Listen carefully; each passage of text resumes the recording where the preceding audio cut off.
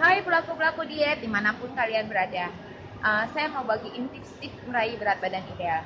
Mungkin ada yang bertanya, berat badan terberat saya itu dulu berapa? Berat badan terberat saya dulu itu adalah 80 kilo. 80 kilo itu dengan keadaan perut hamil seperti 6 bulan.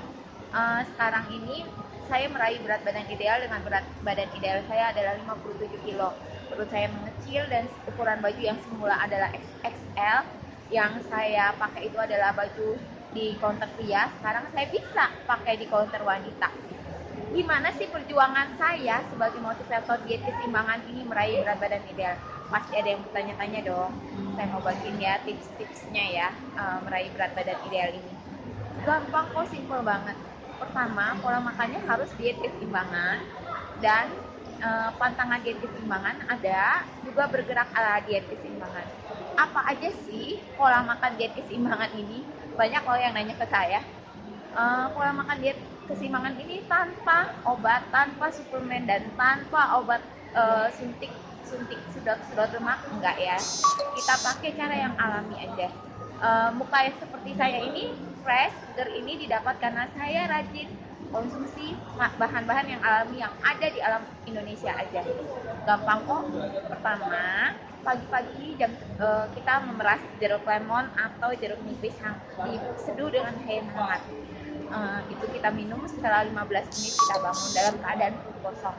Setelah itu jam 7 pagi, biasakan makannya jangan makan nasi uduk, jangan makan lontong sayur, jangan makan seperti itulah gitu. Kita makannya adalah buah-buahan.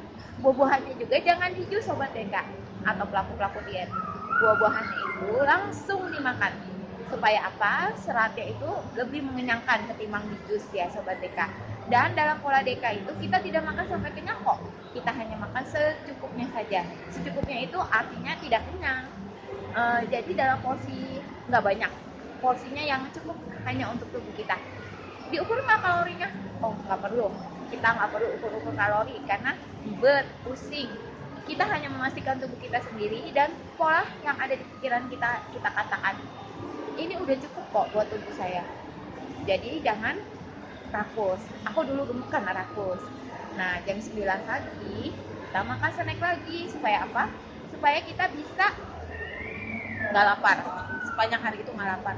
Jadi jam 9 itu adalah snack kita apa? Boleh buah lagi. Nah, saat itu boleh buahnya di jus, boleh sobat TK. Tapi tetap tanpa gula ya sobat TK ya. Kalaupun mau pakai gula tropicana gitu ya. Uh, terus singkong, ubi, dan kacang, jagung, kentang semuanya itu nggak boleh digoreng sobat TK, dikukus atau direbus ya sobat TK ya. Nanti jam 12 siang makanan kita apa? Makan siang kita adalah protein dan sayur. Itu mesti karena kita tidak makan nasi. Contoh protein dan sayur itu apa aja sih proteinnya? Pasti banyak yang nanya. Protein itu banyak sekali sobat TK dan pelaku-pelaku diet. Ada protein hewani, ada protein nabati. Protein hewani kita adalah misalnya seperti ayam, ikan, daging sapi gitu. Uh, dan nabatinya misalnya telur, tempe, tahu, kacang-kacangan boleh. Jam 3 sore kita makan snack lagi. Snacknya seperti jam 9 itu ya pilihannya. Jam 6 sore makan sore kita sama seperti makan siang kita, protein dan sayur juga.